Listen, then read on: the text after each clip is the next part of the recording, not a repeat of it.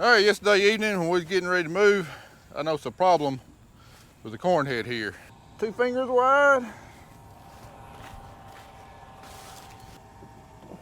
1 finger wide.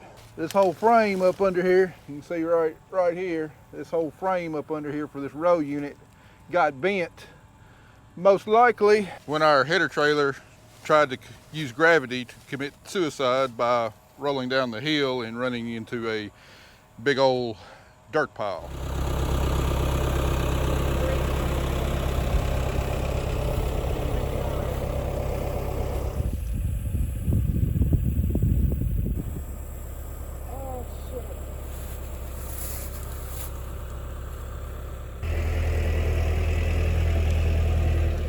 And it actually, the header stayed on the trailer, but it knocked it loose from the mounts and slid it forward.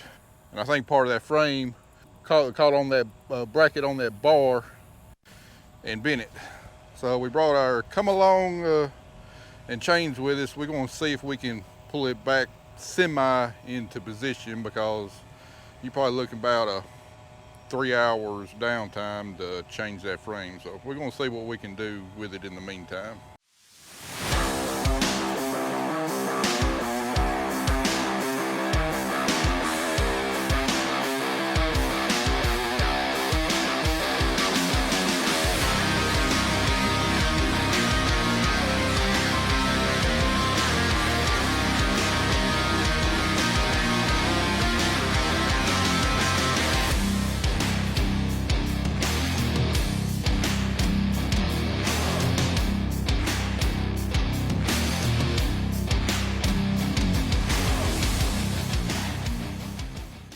Fortunately, the damage not any worse than what it was, because it could have been a lot worse. For one thing, if the banks of dirt that it hit had not been there was a pond directly behind the bank, so that definitely wouldn't have been good.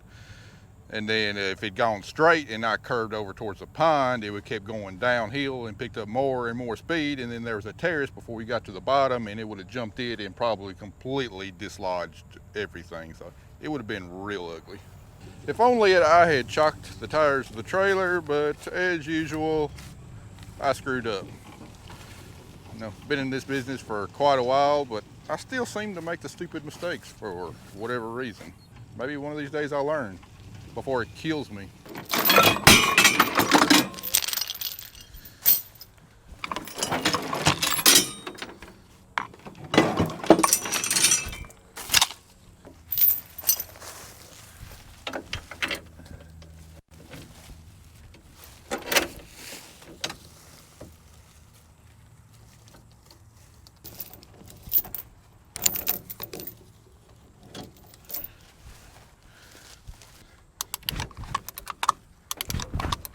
Put on brake.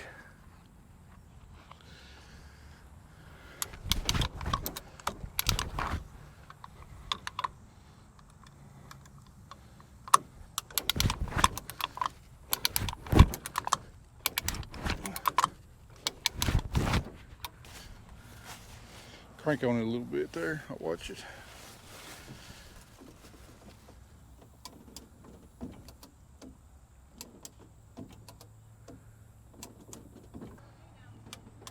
Oh, that's good. All right, it's better. Can't quite get 2 fingers in there now, so it's closer on this side. Deck plates are back level again, whereas this one was up.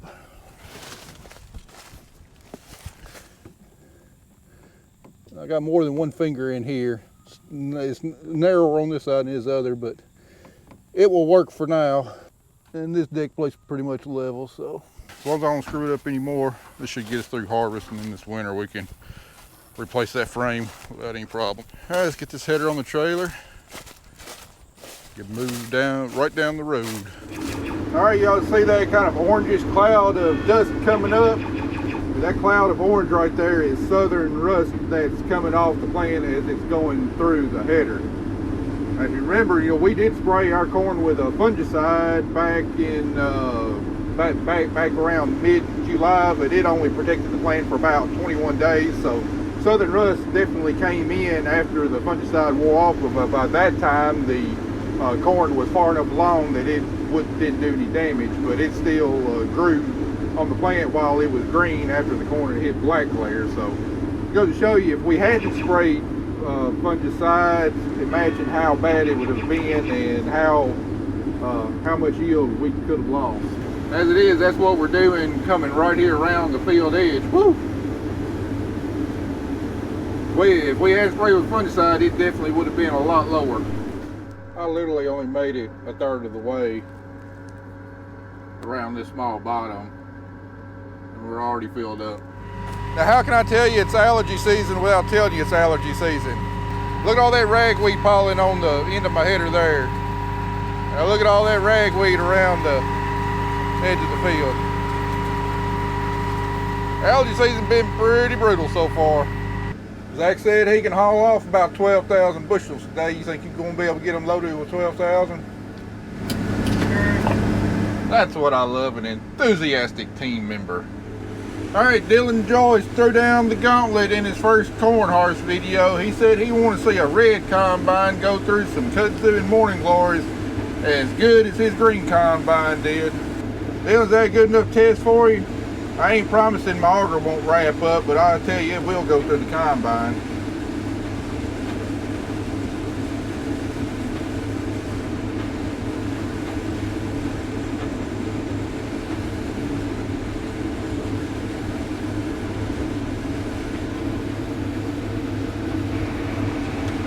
Yep. Thought you'd wrap up. Let's reverse it a little bit. Oh, look at all those corn cobs.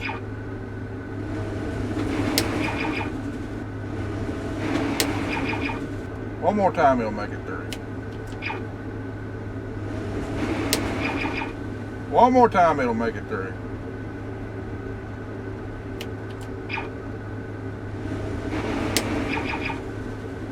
One more time, it'll make it through.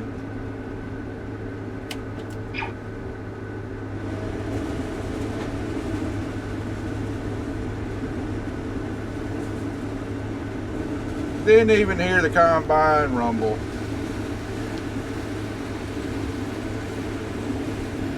Well, it's going to be a long trip all the way down through here next to this ditch.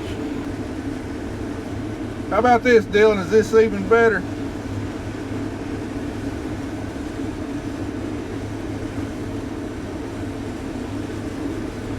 Just messing with you, Dylan. I am completely full. And now I have to take 47,000 pounds up this extremely steep hill on the road to the next field where Zach can pull in and unload. So hopefully get out. Really can't see the traffic, but gonna try and take it at an angle. This is what I have to do. Hopefully nobody will come up on me. Not much of a shoulder to turn off on either. So it does look like it's gonna rain. So and Zach actually said it's raining at the shop. We're about 5 miles, I think. So maybe being up underneath the trees might help. I don't know. He's got to come from the south side and come in that way, because he can't make the turn right here. So I'm just waiting for him, hoping that rain doesn't come this way. But I mean, if it does, it does. There's nothing I can do. Well, I don't know how much a day we're going to get in. These trains really weren't supposed to be here till after lunch tomorrow.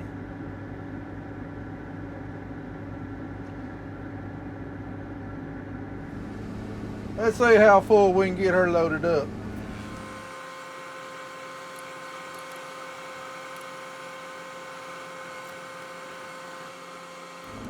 I say it's got her a pretty full load there. Let's see if Zach keeps true to his word and burns some rubber getting back here to get another load.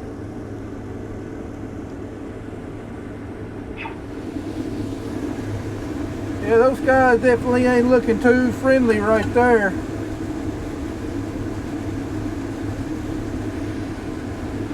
Yeah, we've definitely found our good corn. This is a farm I've been looking forward to putting this corn head in for 100 47, 48 days now. Pretty much all bottom ground, really high potential.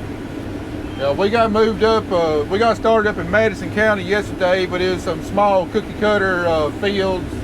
I didn't film anything, had about 40 acres, but the yields, once we got away from the tree lines, was super high. Right now, I mean, we're right up there, 300 bushels per acre almost. 4,200 bushels per hour. It's going to take us a while on this 180 acres we got up here with it yielding like this, because we can only haul so much away per day with one truck, one grain cart. Zach's got about a 16-mile round trip to get back to our bins from where we're at now. It takes him probably 12, 15 minutes to unload the truck and then get back here. I mean, heck, we've already got everything loaded up before he even gets back to the shop to unload. But I tell you what, if I'm gonna have a problem to deal with, that's the kind of problem I want to deal with every single year. Corn over $5 a bushel right now. Things are looking really good as far as profit-wise on corn this year. Hopefully make up for the lackluster cotton crop we're probably gonna have.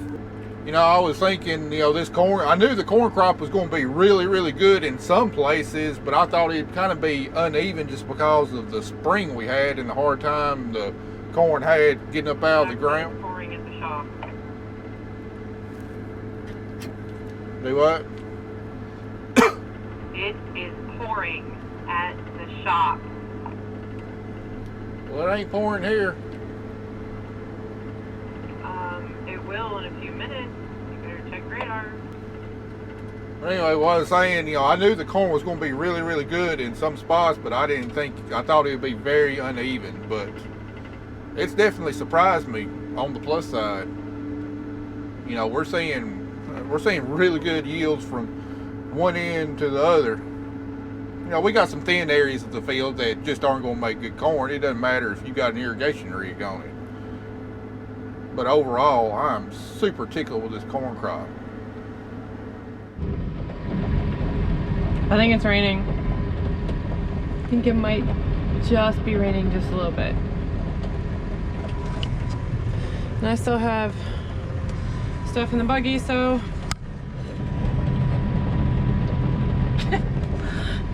is what it is, right? Well, so much for today. Don't think we're gonna get our 12,000 bushels. We did get about 2,100 out of our 2,000 bushels done.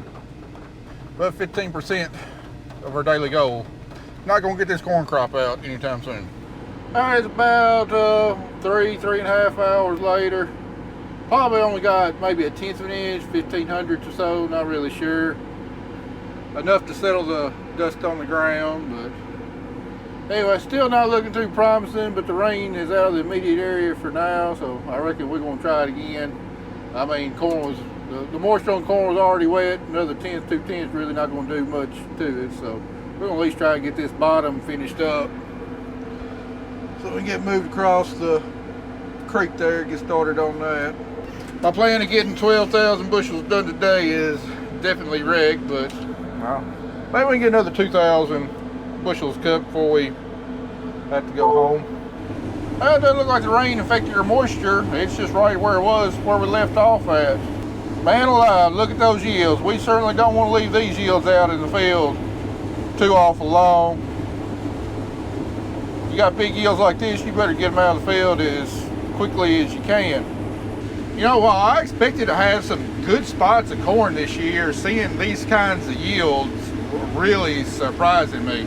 Just a couple months ago, I was bragging about the wheat yields that we're seeing, being record and everything. And I knew why the reason for that was, we had a cool May that really led to it. But there's really not any single thing that I can pinpoint leading to these kinds of corn yields. We didn't have a cooler than normal summer, which would lead to something like that. You know, we had adequate rainfall, but it did get dry a few times. So seeing these kinds of yields really surprising me. Could be just a mixture of factors. You know, the varieties that we're planting, you know, could be are leading some of it. You know, our agronomic practices, you know, being better farmers, being more timely.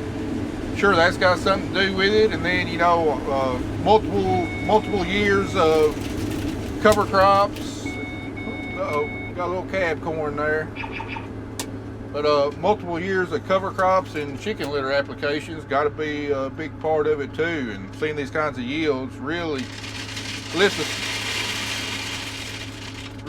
your spirits. Just you know, affirmation that you're on the right track and what you're doing is benefiting your productivity long term and should get even better the farther along you go. Now, that's the one thing I really like about corn.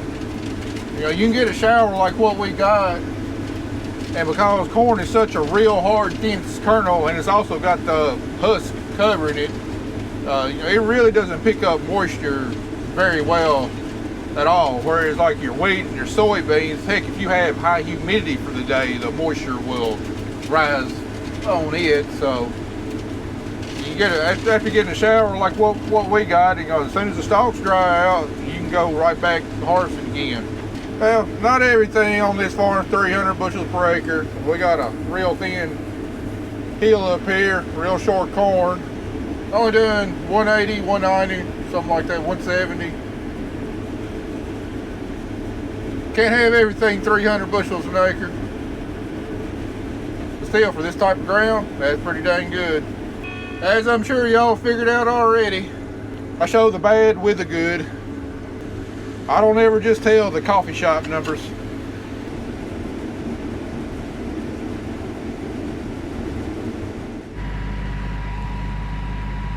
Man alive, look at that sunset tonight. Whoa, we got a pretty one. What's that saying? Red skies at night, sailor's delight. I wonder if that means we'll be storm free tomorrow. Alright, last combine load of the day. I think it's 8:15 or so. Oh, got a wash there. Staying out a little later this evening, just trying to make up for some lost time. I finally got moved over here to the big bottom, what I think is going to be my highest yielding, or potentially my highest yielding corn of the year. Took us dang near an hour to cut around the outside of the bottom because it's got kudzu all along that bank. Combine handled the kudzu like a champ, Dylan. My header didn't necessarily handle it like a champ though. Had to leave a couple rows out in some places. Really hurt my feelings. Meant to get down here with a sprayer and spray some Roundup or something around the edges. Just got caught up and never got it done. Overall, though, I'd say we had, you know, except for the rainout, we had a pretty productive day. We got, I think we got around 6,500 bushels shelled today, and I mean, we lost, what, 4.5 hours out of the most productive part of our day. But anyway, I reckon we're going to get the combine filled up, head up there to where we parking the truck, and go ahead and get this thing loaded off, and I'll bring you back tomorrow. If it don't rain us out, I think we're going to try and do our NCGA yield competition plot tomorrow. I don't have any hope of actually winning anything on that, but I just like to see where I place within the state. Hopefully we'll come in with a yield, I don't know, around 275, 280. I think that'd be achievable out here in the bottom part of this field. Anyway, I'm going to get this finished up. I'll see y'all in the morning.